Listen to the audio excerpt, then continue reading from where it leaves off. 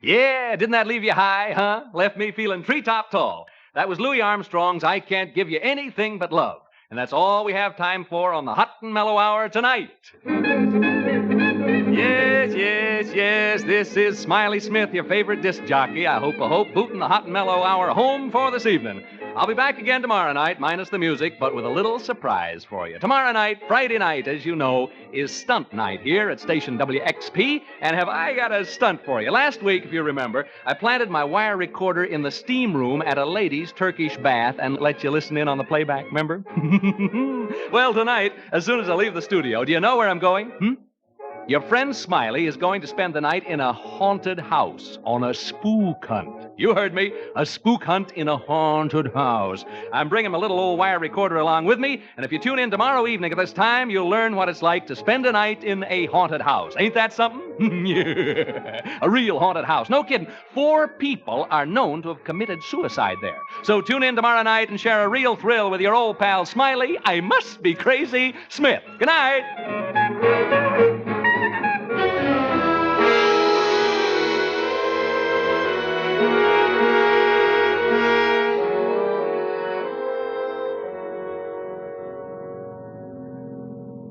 Care for a cigar, Mr. Thorpe?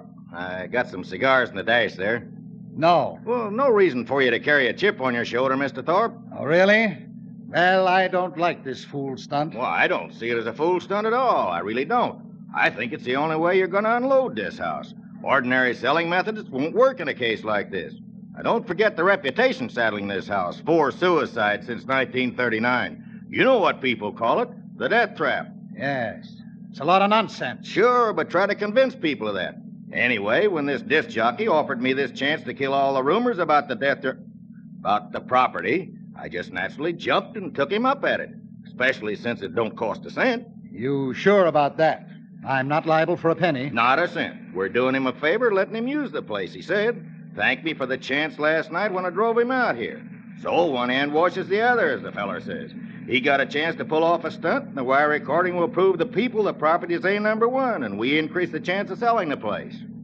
Well, as long as it doesn't cost me anything. Not a thing. He's using his own recorder, and I'm paying for the rental of a couple of walkie-talkies he hooked up to it. Well, what about this, Reed? Does he charge anything? He comes gratis, too. Dr. Reed is a psychic investigator. Belongs to a couple of societies that do nothing but hunt ghosts. He showed me articles he's written about it in their magazine. Well, here's the house. Yeah, looks real nice in the sunshine, don't it? Yeah, man, smell that sea breeze. You don't have to sell me. Well, let them know we're here. Yeah, probably asleep up all night and everything. Why don't they come out? You think they've gone? Well, I told them last night I'd pick them up around 11. Smith! Smith! Hey, Smiley! Dr. Reed! Yeah, fast asleep, I guess. We better go in and wake him up.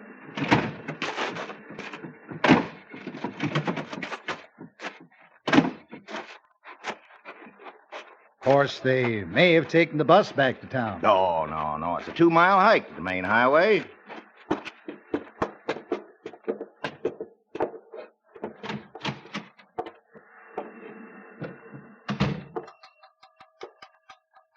Smith! Hey, Smiley. Where are you? Wake up. You don't suppose, do you? Oh, no. Smith. Dr. Reed. What's that clicking noise from in there? Well, that's his wire recorder. He left it running. These machines cost a lot of money. Doesn't he care if he uses up his batteries? Well, where is he, and where's this Reed? Maybe they're upstairs. Smith? Hey, anybody home?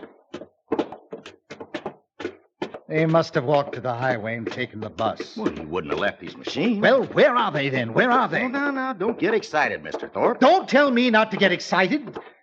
If something's happened to them in my house, I'm liable. You try this side. I'll try that one. All right. Smith.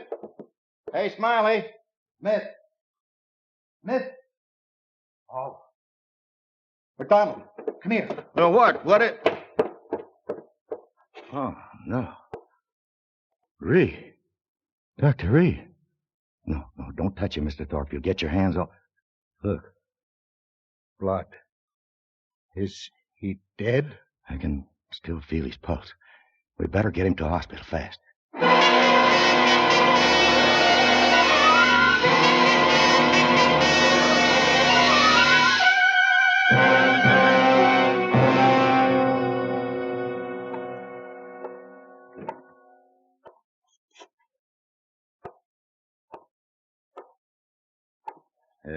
Care for a cigar, Mr. Thorpe? No, thanks. Well, why not try to relax? The nurse said Reed would be all right as soon as he's had a blood transfusion. You told the radio station to be sure and call us as soon as they had any word about Smith? Yes, I told him. Why don't you sit down? No, I'm all at 6s and 7s. What do you suppose happened out there last night? We're going to know in just a second, just as soon as I can get this recorder set up. You don't suppose Smith and Reed got into a fight, do you? Yeah, there. Huh? A fight? I don't know. Well, what's wrong? Won't it work? Yeah, it works. Testing. Take it easy. 1, 2, 3. Testing. 1, 2, 3. There. Testing. Listen. 1, 2, 3. All set, Dr. Reed? Mr. McDonald, eh? Okay, here we go. This is Smiley Smith speaking. Smiley Smith, the ghost hunter. I don't know whether to hope this will turn out to be a success for the sake of the program or a failure for my own sake. Anyway, all the preparations have been made now, and it's up to the spooks.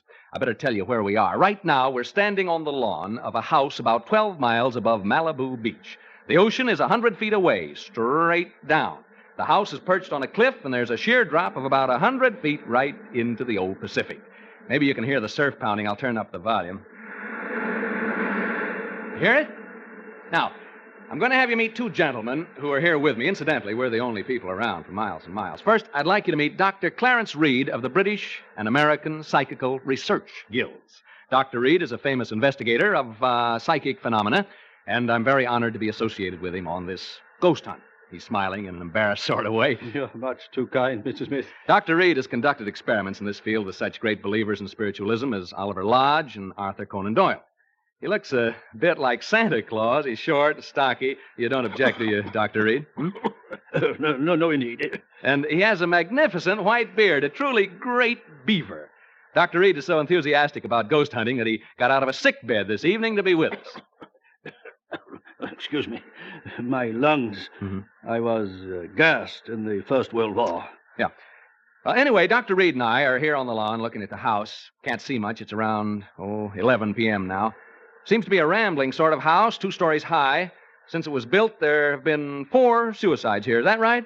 That's right. Now, into the mic, please. Oh, yeah. 4 suicides since 1939. I better tell them who you are so they won't think you're a ghost. Standing with the doc and me is a real estate agent, Mr. Charles McDonald. He handles this property, and he can tell you a lot more about it than I can. Well, the house was built by a man named Marcus, Toby Marcus, an orange grower. Built the house as a wedding present for his wife. A month after they moved in, she took her own life. On the day of her funeral, he committed suicide the same way. There have been 2 other cases since then, and Did they all jump into the ocean? Yeah, all 4 of them, right over there. Yeah. The last one was actually seen doing it.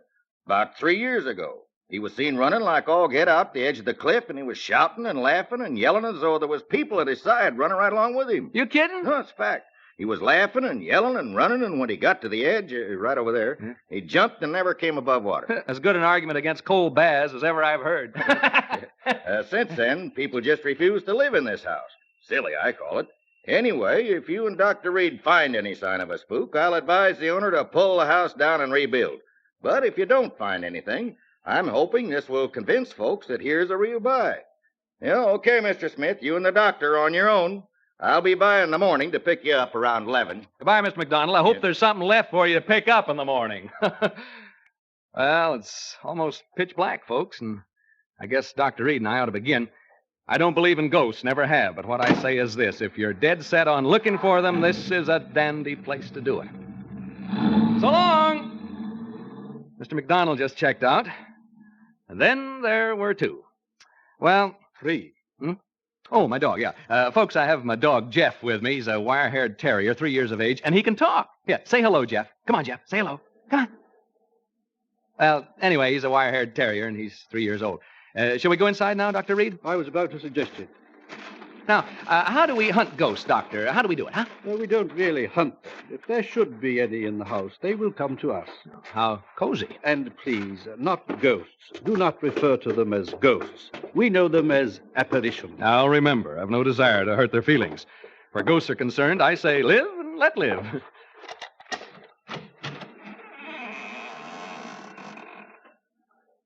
Well, we've opened the front door now. Maybe you heard the hinge squeak a little. Now we're standing here looking in. Can't see much. Smells sort of musty and damp. What's the matter, Jeff? What's the matter, boy? Jeff. Oh, come on now, come on. My dog seems to object to entering this house. He has all 4 feet braced, and he's straining against the leash. Perhaps he senses something we don't. Like apparitions, maybe? Perhaps. It's not unusual. Animals lack the veneer of sophistication we humans possess, and are more sensitive to such emanations. Yeah, come on, Jeff. Now, stop this nonsense. He probably smells a mouse or a rat or something. Come on, Jeff. We're going in whether you like it or not. Well, there's a short entrance hall, and over there at the end of it is a flight of stairs leading to the 2nd floor. Jeff!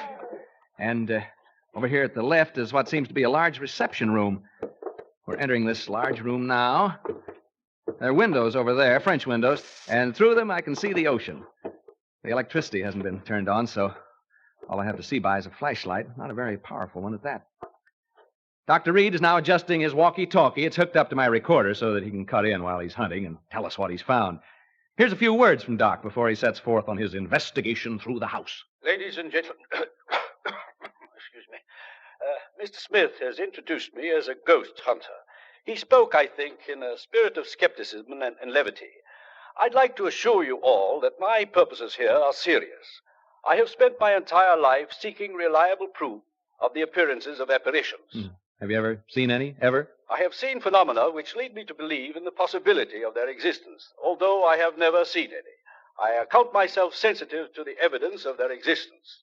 This house, for example, affects me profoundly. It doesn't seem to affect you in the same way. I'm not too happy about all this, if that's what you mean. You are not psychic, and therefore not sensitive to these matters, as I am. I imagine the question in the minds of those of you listening to us is, shall we find apparitions? I don't know. But I feel they are here, and that they are evil. I sense danger. I shall soon know. Dr. Reed's leaving the room now to make a tour of the house. First thing I'm going to do is open the windows and let some fresh air in. Feels better already. Cooler anyway. I know that. Ow! What was... A bat just flew into the room. I think it's a bat, not a bird. I didn't actually see it, just its shadow as it fanned my face. There it is again. It touched me as it passed. Jeff, come back here. Jeff, you fool dog, come back here.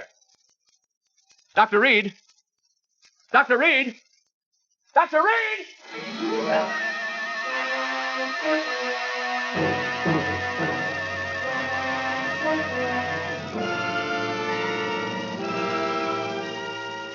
For Suspense, Autolite is bringing you Mr. Ralph Edwards in radio's outstanding theater of thrills, Suspense.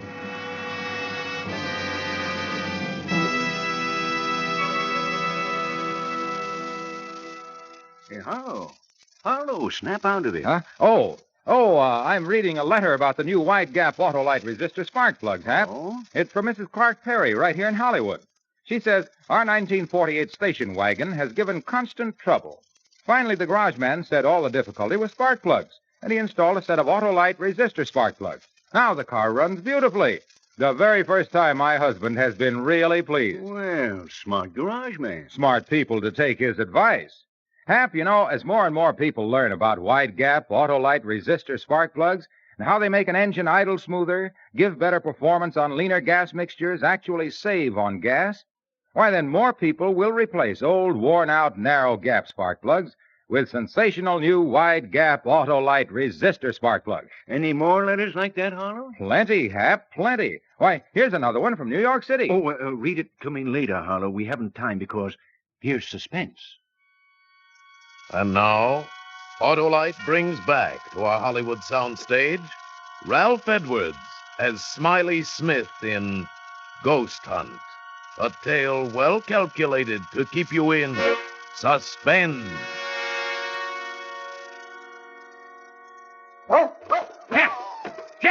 Jeff, come back here! Jeff, you fool dog, come back here! Dr. Reed! Dr. Reed! Dr. Reed! Reed speaking. What is it, Smith? Jeff has run off. My dog, he jumped through the window and ran off. Oh, so? I told you he sent something about this house, didn't I? Yeah, you want to come and see if you can determine what it was exactly that set him off? Soon. I am making my way slowly up the stairs toward the second floor now. I'm halfway up. I'll be down with you soon. Folks, my dog's run away. You probably heard him howling. He jumped through the window and took off. Never did anything like that before. Frightened by the bat, I guess. Personally, alone here in this big room, I can understand how he must have felt. This isn't a cheerful spot by any means. I may not be psychic, but I sure have a feeling this house doesn't want us here. Read again. Excuse me. I've something of great interest to report. I'm now standing in an alcove on the second floor trying to recover my breath. As I reached the head of the stairs, I felt what I think is a definite psychic manifestation. I felt suddenly as though I had been punched in the solar plexus. That's the only way I can describe it. At the same time, I began to perspire. My head is still swimming slightly, and I have difficulty in swallowing. My pulse rate is around 110 in a minute. The sense of evil is very strong. I feel very, what shall I say, profoundly depressed. Do you want me up there? No, I prefer to remain up here alone. The presence of a disbeliever such as you might interfere with my investigation. Folks, I'd like you to get a picture of what it's like here. It's very quiet, for one thing. I've never been in such a quiet place, and it's pretty dark. No light except my flashlight. Tell you what, you go now and douse all the lights you have on. Go ahead, put out the lights, and that'll give you a clearer feeling of how it is here with me. Go ahead, put out the lights. Hey, did you hear that? The real estate agent told me I'd probably hear rats and mice in the walls.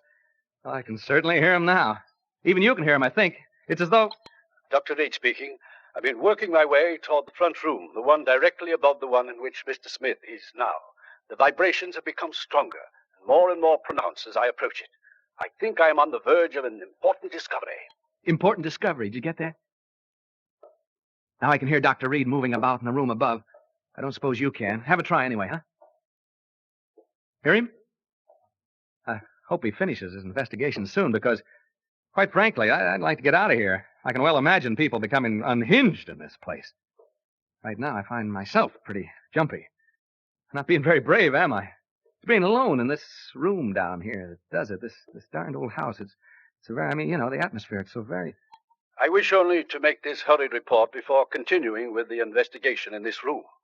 I have carefully sounded out all the parts in this room, and the emanations are most strong from what appears to be a closet, before which I am now standing. As soon as I open the door to this closet, I will have, I think, a thing of great interest to communicate. I find no key to the lock, and so I will attempt to remove the hinges with my penknife, and I will tell you what I find when I open it. I'll tell you what it would cost to get me to open that door. In the basement at Fort...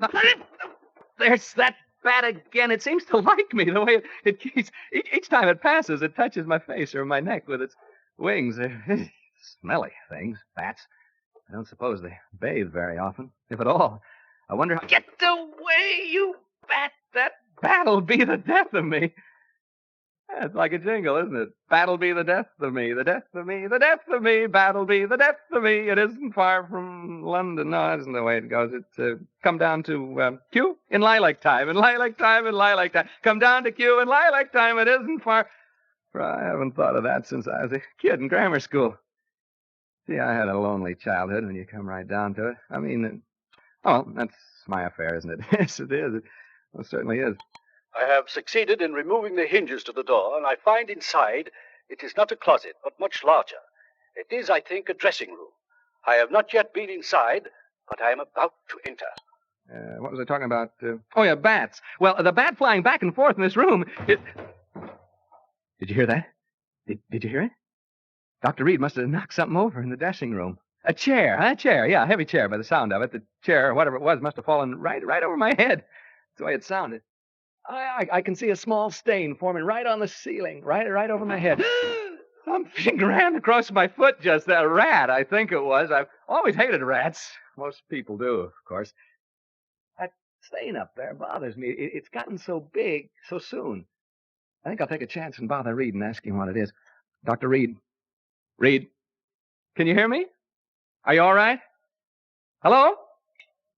Al, he didn't answer. I think he's just a little bit deaf. Think so. What do you suppose he's found, huh? I'm afraid this is rather dull for you listeners. I'm not finding it so, of course. There. I heard him cough. Did you hear that cough? Hope he's all right. He got out of a sick bed to come here this evening, you know. He was gassed in the First World War, and this place is beginning to get on my nerves a wee bit. Just a teensy-weensy bit. Reed, speaking. Hello? He switched off. That's the bad cough he's got. I feel so lonely. Been alone so much in my life. Not so much now, of course, but when I was younger, I was alone so much of the time, you know, struggling to get ahead, living in a hall bedroom, wondering where my next meal is coming from. I get the blues just remembering it. Seem sad, young people having to spend so much time alone. Sad for old people, too, of course. I'm saying of course a lot. Of course I am. Hey, that stain on the ceiling, it's grown amazingly. It's actually beginning to drip. I mean, form bubbles. They'll start dropping soon. Colored bubbles, they seem to be. Odd-shaped stain, like a body lying on its back with its arms stretched out. It's cheerful. Oh. I'll certainly advise Mr. McDonald to have this place pulled down. I'll go upstairs in a minute or two to see how Dr. Reed's making out. You know, listeners, I really believe I'd go completely crazy if I had to stay here much longer. Wears you down. That's exactly what it does. It wears you down. It's so close and musty in here. I feel sort of trapped. Don't know why I said that. That's what they call this place, you know, the death trap. There, what did I tell you? That stain started to drip drops. Drip drops, drip drops, drip drops. Drip. I'll catch the next one in my hand. Let you... Reed? Dr. Reed! I'm going upstairs now, listeners. I'm afraid something has happened to Dr. Reed. I'm not kidding now. I mean, this is on the level. Which room could it be now? Right? Left? No, right. This is it, I think. Oh, evening, gentlemen. And madam? I'm so glad to see you. I was just aching to see somebody. Anybody. I've been so lonely down there. What have you done with the doctor, huh? I know he's been hurt. See the color of the bubble on my hand? What have you done with him? Make way, please, gentlemen. Make way.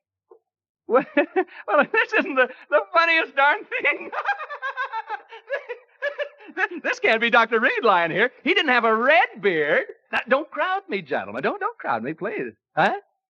You want me to go where with you? You want me to do what? Speak up, gentlemen. To the cliff. Down to the cliffs? You mean right now? Well, all right, if you'll come with me. I don't want to be alone anymore. You will come with me? All of you? All four of you? You too, man? Oh, good. Come on, then. To the cliff. To the cliff. To the cliff. To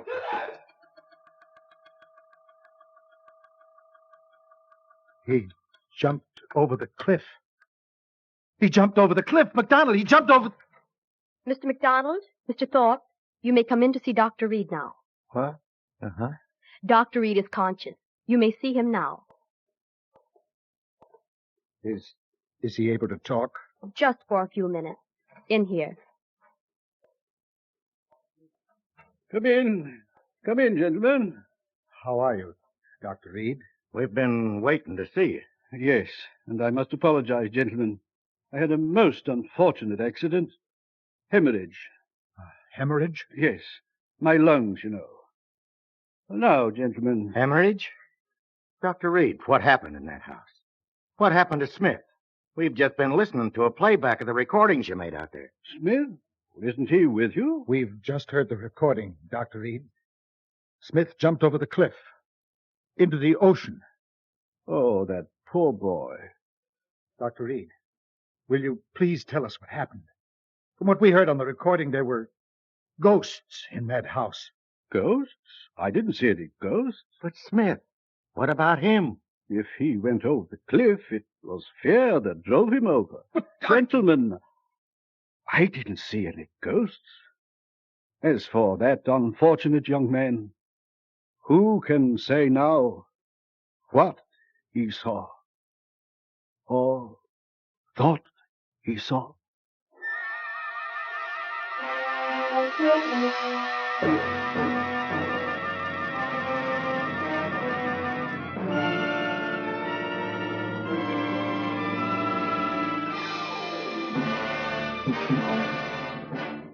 Thank you, Ralph Edwards, for displaying your versatility by appearing as guest star on Suspense.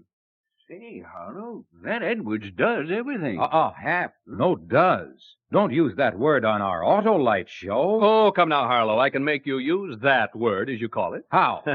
Now, don't you say that Autolite resistor spark plugs make your car engine idle smoother? Yes, but... And your car gives better performance on leaner gas mixtures. Saves gas. Sure does. I mean, does. Aren't we devils? Ralph, you tricked me. Well, anyhow, it does my heart good to tell people that Autolite resistor spark plugs are ignition engineered by Autolite, which makes more than 400 products for cars, trucks, airplanes, and boats in 28 plants from coast to coast.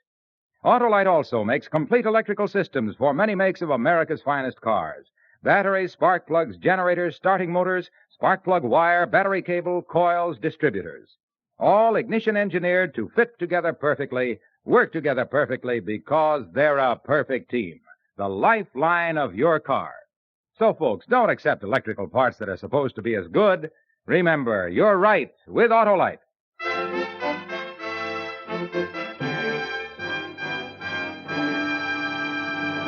And now here again is Ralph Edwards. I want to thank Tony Leader and his great cast of actors for helping to make my appearance on Suspense a very pleasant consequence. Like all of you, I'm a great Suspense fan, and I'm looking forward to next week when radio's outstanding theater of thrills brings you Joseph Cotton in The Day I Died, another gripping study in Suspense. Tonight's Suspense play was adapted for radio by Walter Newman from an original story by H.R. Wakefield, with music composed by Lucien Morawek and conducted by Lud Gluskin. The entire production was under the direction of Anton M. Leader. Make it a point to listen next Thursday to Suspense, radio's outstanding theater of thrills. Remember, next Thursday, same time, hear Joseph Cotton in The Day I Died. You can buy Autolite resistor spark plugs, Autolite stay-full batteries, Autolite electrical parts at your neighborhood Autolite dealers. Switch to Autolite. Good night. This is CBS, the Columbia Broadcasting System.